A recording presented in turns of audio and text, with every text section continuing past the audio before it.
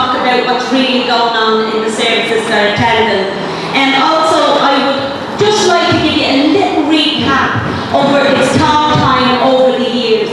And I just have some service users here with me that's just going to highlight the key issues that was I suppose, collected from the information from the service users over the years. So I just want to ask you, just if you could, just while the ladies are talking, just with names and everything else, is that we just give them a little bit of attention and respect. Yeah. Okay, so I'm going to hand it over first to Jessica, who is going to talk about its very first talk time we had was My Recovery, My Story, and this talk time took place in Liberty Hall. So she's just going to read a few issues that came up. The issues are the need for more meetings and forums for service users, particularly for female service users on methadone. There has to be an alternative to NA meetings and total extinct approach service users code. Additional events to bring awareness of the issue that surrounds women in particularly focusing on hepatitis C, HIV, mental health and addiction, and domestic violence and addiction. The need for medically supervised injecting rooms and more information on safer injecting. More treatment centres to provide facilities to help remove the barriers for women to have choices when accessing residential centres.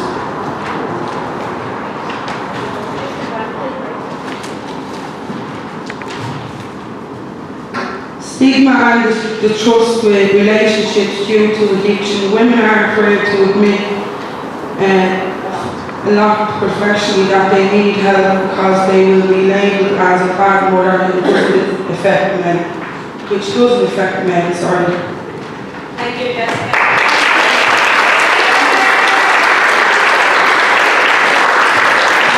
So in 2014 we came up to the Ballybough Hall, and what we asked service users was, what are the top 10 tips that you would like the professionals that you work with to know? So we have Tara is going to read out the top 10 tips. Top 10 tips for professionals working with women addiction. 1. Don't be rushing us because real recovery takes time. Smaller women only groups will help. 2. Don't judge us. Get rid of the negative attitude. No discrimination. Women in recovery have enough shame already, we don't need more. 3. We want real empathy and practical support. Not small talk with no action from you. If we didn't need some practical help, we wouldn't be at our services. 4. We need more women key workers for women service users. Service users should have the opportunity to work with a key worker they feel will benefit them most in their recovery. 5. Work with us in partnership. We don't need you to make decisions for us. 6. Make appointment times more flexible as there are more barriers for women when accessing services. 7. We need more residential options for mothers and babies. There's often no point sending us to places where we have to leave our children behind. 8. Childcare services and resources are essential. We need more. 9. We need more social events for women as it is often hard for us to socialise and make friends when recovery gets underway. And 10. We need practical help, including funding with housing, general health and back to education. Thanks very much. So in 2015 we went down to Sherrill Street Community Centre, and what we came together to discuss is what we wanted the Minister with the responsibility for the National Drug Strategy to know that service users would like to be in the next strategy. And the key issues was around treatment and rehabilitation, mental health, mental illness, accommodation, specifically accommodation for people coming out of treatment that felt they were getting put into hostels and they were getting put into people who was in active addiction, which is okay, but when they were coming out, they felt that it was very, it was a huge trigger for them. And prevention and education, and most importantly childcare, which always seems to be forgotten, but that's a key issue that is different for women. And last year we brought the women here again. We came back to the Ballybough Community Centre and we asked women to again talk about what was the issues around health. And some of the key issues that people raised was that while on methadone, there were certain areas of the life, like breast checks, smear tests, that wasn't being followed up. And specifically, women felt the whole need of consumption rooms and injection rooms as well was a key issue for them, that they didn't feel safe in the places that they were taking drugs. And then for recovery, people felt that there wasn't specific recovery projects. If you weren't going to the NA or 12 steps, that there wasn't any other safe places for women to go. That was the gist of the talk time up to now. As you know, this week is International Week. I know it's only meant to be a day for International Women's Day, we say, we take a week.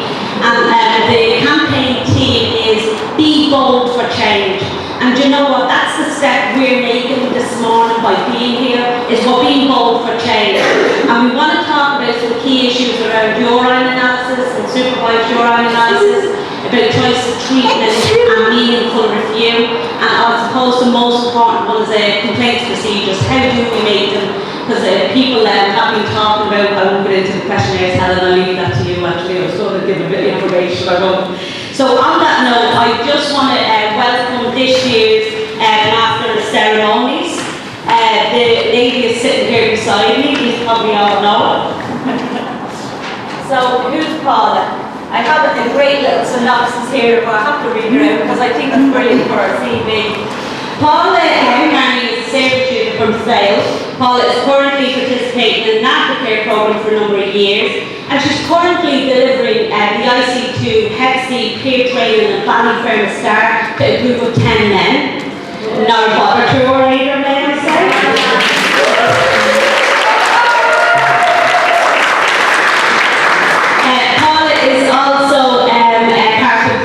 You can see a nice sign over there, we'll let us know about it later. It's building recovery inwards and outwards. She is presently studying a level A certificate course in leadership and community development with Minute and CAN. And this course is a part of Paula's engagement in the Service Users' Rights campaign. Paula is also a volunteer service user representative with ISHA, and she's also volunteers with Altogether and Dignity 41. So on that note, I'm sorry, can I just highlight one thing just before I just get it up? I just want to say that every year we've done this in collaboration with ISHA. Unfortunately, Emily is not at work at the moment, sorry Emily for highlighting this, but she is here this morning as a service user, and I just want to say thanks to Emily for all the years of work and getting taught.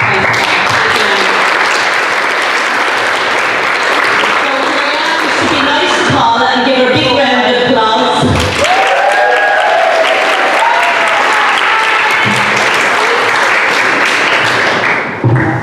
Hello, as I told you, I'm Paula. Before we start that, I have to do like I'm here, housekeeping notes. On hearing the fire alarm or the smoking of fire, please leave the building to the nearest fire exit. It's to the left. I know what would be left and right. Please do not stop to collect personal belongings, anything that's important, right?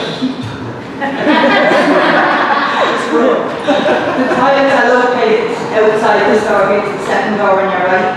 And please observe the Ballybough Community Centre operates a strict non-smoking policy.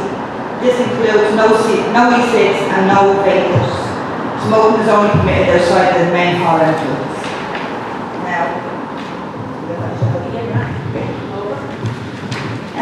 Yeah, I'm Paula. I work the SAID project, I'm a participant on the SAID project, and I'm part of the Service Users' Rights Management as well. Okay, I'm sorry about this.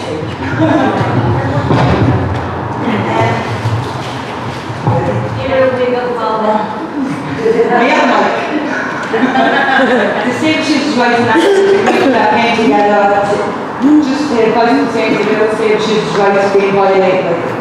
I would like to give you over samples how the grading can be for women and for men as well. So I have to stand in front of somebody with the urine while they're watching. It is embarrassing and grading. There's no treatment choices, like when you go into the clinic, you're given methadone and that's it. You haven't got a choice of whether you want to go into Suboxone or any other treatment, so you basically no say. The other issues is meaningful reviews. Like me personally, I'm methadone 21 years and I've never been brought in to see if there are any health issues, anything. So there's literally, you're giving methadone, there's no follow-up, so that's basically what that would do. And the complaints procedures. A lot of clinics do have complaints things, but they're done by the clinic, so, and they never follow through. And people won't make complaints because they're afraid they're going to be punished if you do, which does happen as well. So, that's basically that. We have conducted research. We've conducted research in 2012. I only came aboard 2015, but it's been going on since 2012. And in 2012, the Service Users' Rights in Action Group conducted research with 107 service users to find out what their experience with these issues were. Found out that 65.7% of interviewees found the practice of urine testing degrading, said there was little consistency in the frequency of testing across the service, with 52.3% of respondents report being tested weekly and 24.7% report being tested every 2 weeks. There is little consistency in the methods used, with 20% report being supervised without mirrors, 21.9% reporting that the use of heat bottles, and 54.2% reporting that being supervised with mirrors around them. 83% say they were not asked for their opinion in relation to a review of their treatment. 62% reported that they had never been given a care plan. 43% said that they had never had a meaningful discussion with their doctor, while the further 44% didn't know that there was an option to do this. 69% said that they hate being on methadone, which you could come off it. We then established that this experience relates to human rights, and in particular the right to dignity, the right to adequate health, and the right to participate. We use this information to begin to engage with the drug services and other bodies, outside bodies, in order to try to bring this change about. We got support from the President to call the first dialogue of service users, service providers and policy makers, where we presented our information and inquired into how the drug services could be more aligned with human rights and equality. After this, the Human Rights and Equality Commission, which is a new body set up to promote, support and watch over human rights and equality in Ireland, joined us and are supporting us to get changes in these issues. Is here today to talk more about it. So far we've held another dialogue with key people in drug services, again putting their experience and also how it links to human rights and equality. We are redoing the surveys, and so have so far interviewed about 114 service users to see if there's any change in the experiences since 2012. Helen will talk a bit more about that as well. And Dr. Gary McGovern will also give his views about why this is all very important. We've met with the Department of Health, asking them to take on board what we are saying about human rights in the new strategy. We've also met with the Office of the Ombudsman to discuss the lack of real complaint procedure. Anne-Marie Boyle is here today and she will talk more about it later also. We would have meetings planned as well, just to keep continuing to try and push our rights and try and finally get something done about it. Like there was a report back in 2010, the Farrell report, that actually says about urines that they're not good and they're still being used. So today we really want to hear from you and see what you think, and to give us all a chance to talk about their own experience in it and how you feel about whether urines is needed or whether there should be complaint procedures, what way we should be going for serious users. So it's all about ourselves really. But today we're also focusing on women because, as I said here, it's a different recovery for women than it is for men. So now what are we doing now? So now I'm just going to pass over to Helen. Here. Now Helen will talk a bit about the surveys we've done, about the research we've done so far.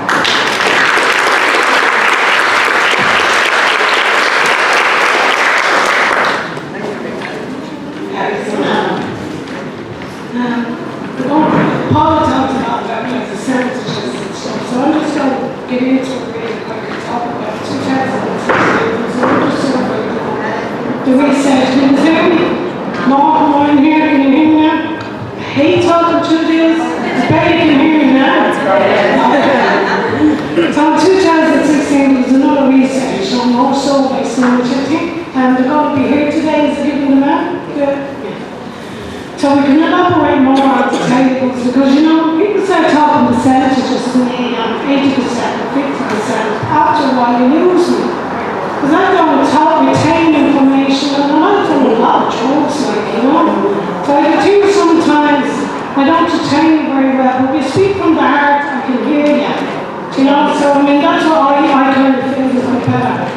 for me. So I'm going to tell us the second set of research that was done in 2016. Urine sample, 50% silver and urine sample grading, 95% were supervised, 90% never, 95% of them surveys that were done, which was over 100, maybe 155, 90% said you will never ask an opinion of how drug services are delivered. So you're telling me all these people go to all these places looking for all this help, and they never even ask an opinion of how these services are delivered. You know, I got involved with this campaign because I thought that type of stuff just wasn't good enough anymore. Because I've been in these places, you know, and you know, some of them did help, but like, you know, it's up to yourself. I believe you are the change. You've got to be the change yourself. You know, this is about talk time. We can all talk. You know that Teddy's tea? Talk. It's talk. You know, there's no action going in. It's no use, you know, to be the change. So when I was doing these surveys, I felt very powerless again, you know, for the people that I was kind of meeting all the time. Like, you know, some women that I was interacting, I felt that. They were, you know, you said to say in the clinics that they were taking them serious when social workers were involved. They were kind of getting more interaction with them because they had social workers on their back. The whole stigma of addiction, like, and women, you know, the whole stigma is kind of crazy. And even you're still stigmatized, even when you're out of these services. Like, for instance, like, you know, I don't like writing down stuff, because if I write down stuff, I'm not talking from my heart, I'm talking from my head and what's written in front of me, do you know what I mean? I went down to a place, I was on methadone for many years, and you know, I know the struggle of being on methadone, and I know the struggle of being on drugs, and I know how difficult it is to, you know, to walk away from that type of lifestyle, and still be stigmatized, and still find it quite hard to kind of, you know, see the light. But there is light, and it can be done, but you've got to do it. All these places are really good for a while, but you know, I spoke here a few years ago and I was saying, reach inside yourself, because you have the answers. And you know, women, you can do it, you know. But anyway, I went back to a clinic, you know, and I was going there, and part of the research, and we showed them the letter the can had given me, you know, and I said, like, I want to go in and, you know, do the research and show them the forms. And because I had been on that clinic years, and then I'm going back, you know, as kind of, I'm not at the clinic anymore. And they kind of like were looking at me, do you know what I mean? But they didn't let me, the basic thing is they didn't let me in to do the research. And do you know why they didn't let me in? Because the stigmatized people, you know, that have been on drugs, they still see that, you know, and they still have that, unless they're given training or something to see that. You know, people do get off drugs, and there is a lot of that that drugs and methadone, but here, I'm supposed to be talking about these three issues. Urine sample, lack of treatment choice, and no complaints procedure. And there was no complaints procedure. I was actually galled when I walked into that clinic and I asked to use the toilet. When I say galled, that means I was in a fucking rage. I walked in to use the toilet and they had this thing on the toilet with a lot of mirrors. Only urine samples can be detected. You will be stopped immediately for 1 month if you're caught giving a bogey urine. You suffer someone in attitudes used to take a methadone for X amount of years. Stop giving them the methadone for a few weeks, and they're either going to die from use, or maybe they won't, maybe they get to store more methadone on the streets, or maybe they'll just be that sick that they'll pick up a syringe and they'll inject it into them and they get HIV, hepatitis C, and you know, it's all because they were given a bogey urine. If there was better interaction with doctors, and I wrap it up on a positive note because it's not all negative, you know, and I don't want it to, you know, to sound that it's negative, because it's not. Because I did meet people and men and some women, that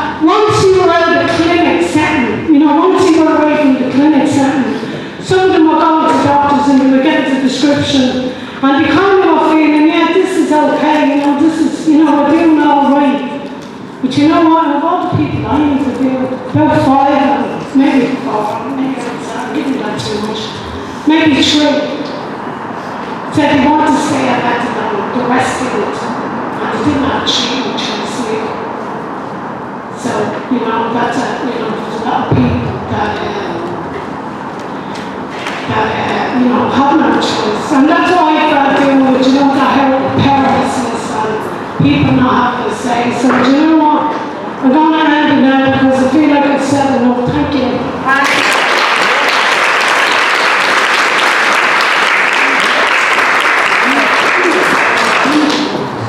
Please listen to a lot of has made a lot of good points. So what we'll do again is our own issues. Now we're going to have a few different tables. I think there's different topics on different tables. So if you were everyone you feel passionate about, you can move on to them. So we're going to have the first round of questions. It's an opportunity for you to connect with each other and see what you feel there. So we'll take each table has what we call a host. So after each of the tables, where the host put up their hand, Rose is one, just you go over there, Helen is going to be another one, and Sarah is there, and Emily is there. Is there a host here? Tara's going to this table. Okay.